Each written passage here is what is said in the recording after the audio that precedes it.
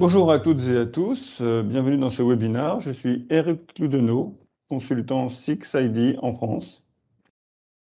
Nous allons voir aujourd'hui dans ce webinaire comment créer et personnaliser vos analyses graphiques dans SIX-ID. Une première chose dans SIX-ID, comment faire un graphique.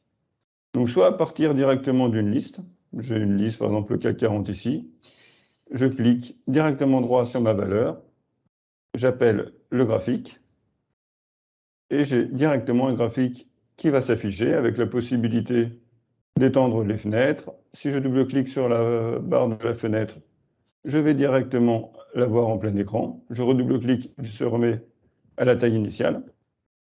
Si je n'ai pas de liste, je peux directement faire une recherche par le libellé ou par le code. Code usine, code Valorem. Par exemple ici, le CAC 40, j'ai choisi la place de cotation qui correspond et je peux appeler directement graphique. Sur cette fenêtre graphique, soit en double-cliquant de nouveau, soit en ajustant la fenêtre, je peux d'ores et déjà personnaliser différentes périodes, sur des périodes glissantes, sur 5 ans, sur 10 ans, etc. Je peux l'exporter directement par le menu de la fenêtre, copier, copier, et le récupérer directement dans un fichier périphérique. Par exemple, un fichier Excel, j'ai juste à faire un CTRL-V ou coller, clic droit coller, et je récupère le fichier image directement de mon graphique. Je peux le mettre dans un mail, etc. Si je reviens dans mon SIX-ID, je peux zoomer une période en particulier. Par exemple, je veux avoir plus d'informations sur la période juste avant la baisse. J'ai juste à appuyer sur le bouton gauche de la souris, laisser appuyer, et aller jusqu'à la fin de la période qui m'intéresse en question. Je lâche, et j'ai juste les informations concernant la période que j'aurais zoomée, même si j'ai toujours 10 ans qui est coché ici. Si je veux revenir à mes 10 ans, j'ai juste à refaire un clic droit sur mon graphique, zoom initial, et il revient comme il était au départ, sur 10 ans, sur 2 ans, etc. Je vais réduire la fenêtre, je vais l'adapter directement à une taille qui m'intéresse, comme ça je peux en fait appeler ma boîte à outils directement sur la droite et jongler pour pouvoir personnaliser mon graphique ici dans menu paramètres. Si vous êtes habitué au raccourci clavier CTRL plus R, et ici je peux par exemple mettre mes paramètres directement à droite et après je peux très facilement personnaliser mes graphiques. Pour personnaliser ces graphiques, nous avons 5 onglets. Un onglet vue qui va permettre de rajouter différents boutons, de rajouter différentes informations ou d'en enlever pour une meilleure vision du graphique. Un onglet comparé qui va permettre de rajouter des arguments pertinents lorsque je vais vouloir faire des comparaisons de plusieurs valeurs dans une même fenêtre graphique. Un onglet études qui va me permettre de récupérer différentes études des moyennes mobiles, des indicateurs techniques, etc. Une partie période qui va me permettre de personnaliser sur des dates, de date à date, voire de personnaliser quelques points directement dans mon graphique. Et un onglet paramètres graphiques qui va me permettre d'enregistrer toutes les modifications que j'aurai faites et de les affecter sur d'autres graphiques pour ne faire le travail qu'une fois. Sur cette partie paramètres graphiques, je pourrai également voir dans les dossiers pays et monde différents paramètres graphiques qui sont déjà disponibles pour tous nos clients en France et pour tous nos clients dans le monde, pour avoir déjà des idées de ce qui est possible ou directement des templates qu'on peut affecter. Donc l'idée, c'est de pouvoir se le personnaliser directement. Donc je vais cliquer sur Vue. Et ici, première chose, je peux changer mon type de graphique. Il est par défaut en Smart Plein Ligne. Donc Smart Plein Ligne, je vais avoir la combinaison d'un graphique plein ici. Et lorsque je vais faire des comparaisons graphiques qui vont aller au-delà de 3 valeurs, je vais passer directement en ligne pour une meilleure visibilité. Donc, par défaut, souvent, on peut le laisser en Smart Plein Ligne. Ou alors, je veux faire une étude en particulier sur un titre.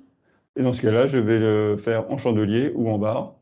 Et ici, sur cette dernière version, donc la version actuellement disponible sur le Documentation Center pour SixID, pour télécharger SixID, on peut récupérer les bar charts avec les couleurs rouge lorsque ça baisse, rouge pardon, lorsque ça augmente, vert quand ça augmente et rouge quand ça baisse, pardon. Et donc ici, alors que sur les versions précédentes, on a la couleur du graphique et on a juste plein lorsque ça monte et vide lorsque ça baisse. Même système, je peux changer mes différentes périodes pour une meilleure visibilité de mes graphiques en chandelier. Je peux rajouter ou enlever des informations sur les quadrillages, horizontales, verticales. Par exemple, ici, j'ai une meilleure vision directement des niveaux de prix pour ma valeur en question. Et je peux, si je suis sur une analyse plutôt long terme, changer d'échelle et mettre en échelle logarithmique pour atténuer un petit peu les grosses variations. Et donc, si je reviens sur cette partie, on était sur la personnalisation des axes ici, je peux également personnaliser les zones. Donc, en fait, c'est mes zones d'affichage. Donc, je peux enlever des informations pour gagner de l'espace, par exemple mes périodes, ou au contraire, enlever l'étiquette. J'ai déjà le titre de ma valeur qui est ici. Je peux l'enlever, sachant que j'ai quand même plus d'informations, le code, le niveau actuel de ma valeur, etc. Je peux rajouter des informations également à l'écran en cliquant sur Historique. En fait, ici, je vais avoir directement récupéré les cours, par exemple, à la date sur laquelle j'aurais cliqué. Donc, par exemple, ici, je vais cliquer sur la date du 21 février 2020.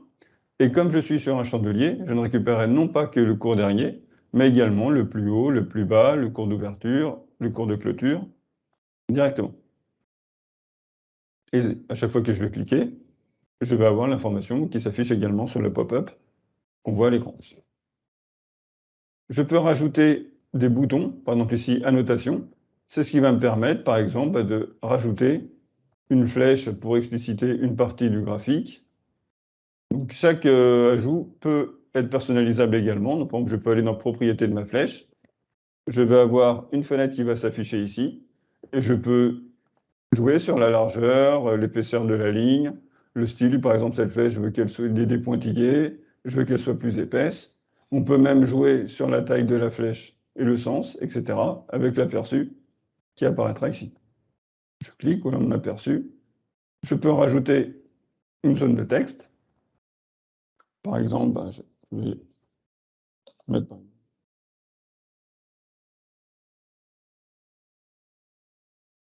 sur ma zone de texte, même système, je clique droit sur ma zone de texte, propriété, et je peux changer et personnaliser toute l'information. Si je veux plutôt un texte alignement au centre, s'il est en bas, si je veux des intervalles, je peux jouer sur la police, la taille, si je le veux en gras, en italique, etc., avec à chaque fois un aperçu qui va apparaître ici. Et tout ce dessin et tout ça, je peux le récupérer également, comme on a vu tout à l'heure, copier, copier. Je vais chercher mon fichier. Donc je vais mettre sur un deuxième onglet. Et comme je disais, c'est vraiment le fichier image. Donc avec CTRL-V, je retrouve vraiment toutes les modifications que j'ai faites sur mon graphique. Je les retrouve à l'identique sur un mail, sur un fichier Excel, etc. Je reviens à mon SixID. Je rappelle directement mes paramètres. Lorsque j'ai fait mon étude, j'en ai plus besoin, je peux les effacer un par un, directement clic droit, effacer, ou directement cliquer sur la croix rouge ici, tout effacer. Si j'ai plus besoin de rajouter du texte ou des flèches et tout, je peux décocher ce bouton et je vois à nouveau mon graphique comme il était avant. Je peux cliquer sur le dessin où là, il va me donner des informations plutôt pour faire des courbes de tendance, des tunnels, des fanions de Gann, des fanions de Fibonacci, etc. Donc, par exemple, j'ai juste à cliquer dessus, je prends le point qui m'intéresse, et après, je vais avoir mes différents niveaux de support, des résistances, etc. sur mon analyse graphique. Si je change de période, automatiquement, mes études vont bien évidemment s'actualiser. Et prendre en compte les nouvelles périodes. Je peux supprimer mon indicateur directement par un clic droit ici, effacer, ou tout effacer, ou croix rouge ici. Je peux rajouter une courbe de tendance, fonctionnera de la même manière. Si je change ensuite mes périodes, automatiquement, il va s'ajuster. Je peux l'utiliser du coup comme une barre de niveau, éventuellement, pour voir sur 7000, sur 7500 ou autre, directement une ligne qui pourra aller jusqu'à 10 ans et que je pourrais voir directement. Je peux laisser ce bouton éventuellement, je peux l'enlever. La légende, elle apparaît directement ici, j'ai mon CAC 40. On conseille de le garder dès qu'on va faire des comparaisons graphiques, ce sera intéressant d'avoir directement toutes les valeurs qui vont y être. C'est également un moyen, on va le voir lors de ce webinaire, de pouvoir rajouter des valeurs directement par ce biais, par des drag and drop directement dans cette par exemple. Et ici, je vais cliquer sur défilement de la date. Et ici, je vais avoir, donc je suis sur 2 ans, j'ai la possibilité d'analyser mon graphique, non pas forcément à la date de fin d'aujourd'hui, mais sur 2 ans. Donc ici, maintenant, je suis du 2 décembre 2018 au 1er décembre 2020, etc. Et je peux après aller jusqu'à l'amplitude disponible de mon historique. Cette fonctionnalité peut être également utile pour pouvoir rajouter un espace entre ma date de fin et mon graphique. Par exemple ici, je vais dire, je vais plutôt prendre du 16 décembre, je vais juste changer la date, ou je peux également utiliser cette icône pour aller chercher le calendrier correspondant. Et lorsque je valide, j'ai un espace qui peut me permettre, par exemple, de rajouter des indicateurs. Si je refais à nouveau une courbe de tendance maintenant sur cette courbe, je vais aller plus loin au niveau de l'analyse et je vais pouvoir voir à quel niveau correspond le support, par exemple, d'ici un mois, en fonction de l'évolution de mon titre. Lorsque je ne suis plus intéressé, soit je peux retaper la date, soit je peux directement retourner dans le passé et me remettre au niveau et il se remet directement à la date d'aujourd'hui. Je peux également rajouter le cours actuel. Donc là, du coup, je vais avoir une barre qui va rappeler où en est la valeur que je suis en train de suivre, excusez-moi, actuellement. Je peux rajouter le cours plus haut et plus bas pour voir rapidement sur 2 ans quel est le plus haut et le plus bas sur la période, pareil sur 5 ans, etc. Et je peux rajouter des informations sur le curseur. Là, on voit quand je clique, je n'ai plus de ligne. Si je recoche ligne verticale et même ligne horizontale, j'ai carrément une croix qui suit mon curseur. Et tout le type permanent, du coup, je vais avoir ce qu'on a vu tout à l'heure, le niveau un pop-up qui va s'afficher en donnant la même information que quand j'ai coché sur historique. On va passer à l'analyse de la comparaison graphique. Donc je vais cliquer par exemple sur la vue Smart pour pouvoir comparer plus facilement les graphiques entre eux. Je peux éventuellement enlever la partie cours actuelle et le plus haut et le plus bas. Je peux laisser mes différents boutons, je vais laisser l'historique par exemple, etc. Et dans comparer ici, je vais comparer des valeurs. Donc là j'ai pris le CAC 40. Je peux par exemple l'écraser directement à partir d'une valeur. Je prends par exemple Eurofins Scientifique qui est entré récemment dans le CAC 40. Je clique, je fais mon drag and drop copier-glisser et automatiquement je récupère le graphique de ma nouvelle valeur. Si je veux comparer des valeurs entre elles, je peux le rajouter également à partir d'une liste directement à ce niveau de la légende. Par exemple, je vais chercher des comparables d'Eurofins Scientifique. Pour rappel, on peut chercher les comparables d'un secteur dans SixID en cliquant sur Autres, Pair. Et ensuite, par exemple, je vais avoir les principales entreprises qui vont, c'est ça, qui vont correspondre au même secteur ICB que ma valeur. Par exemple, je vais prendre cette valeur Laboratory Corp, je l'emmène directement en bas au niveau des graphiques. Et ici, vous voyez, j'ai directement mon analyse graphique en termes de performance qui va apparaître. Donc, il se met en passant à ma date de début de période. Et ensuite, il va me comparer mes différentes valeurs. Donc, si je reviens en question ici, c'est un moyen de pouvoir récupérer. Si je ne connais pas forcément le titre ou je n'avais pas en liste, je peux également faire comme j'ai fait tout à l'heure. Je vais taper mon code. Ça peut être différent. Voilà ici un ticker également. Et ici, je vais cliquer sur comparer directement et il va se rajouter exactement comme j'avais fait mon drag and drop. Je vais revenir sur mon graphique. Et ici, je peux également ajouter un indice à partir d'un indice fermé par cette partie, ou sinon le faire exactement comme j'ai fait pour mon CAC 40. Ici, donc, on est en normalisé, donc c'est ce qu'il a fait automatiquement lorsque j'ai fait mon drag and drop ou comparé. Je peux après le mettre en absolu pour avoir vraiment une vision des prix sur la même échelle, ou pour deux valeurs en une échelle double, où j'ai ma valeur suivie Eurofin scientifique ici sur l'échelle de gauche, et ma valeur rajoutée sur l'échelle de droite. Je reviens en normalisé. Là, j'ai pris une valeur en dollars et une valeur en euros en comparaison. Je peux définir de tout convertir en euros. Comme ça, pour un client qui a tout acheté en euros, on peut voir l'illusion monétaire, le gain ou la perte monétaire associée à sa valeur. Et du coup, quand tout est converti en euros, je peux vraiment voir mes niveaux de performance associés. Et en ayant coché ici Infobulle History en pourcentage, je vais avoir directement un pop-up qui va me donner les performances de mes valeurs comparatives, avec, on voit par exemple au 27 août, la performance avec la conversion et la performance sans la conversion. Si je veux changer les couleurs de mes graphiques, je peux cliquer sur plus de propriétés de la valeur suivie, pour savoir sur quelle valeur suivie, donc c'est la valeur qui a le titre ici.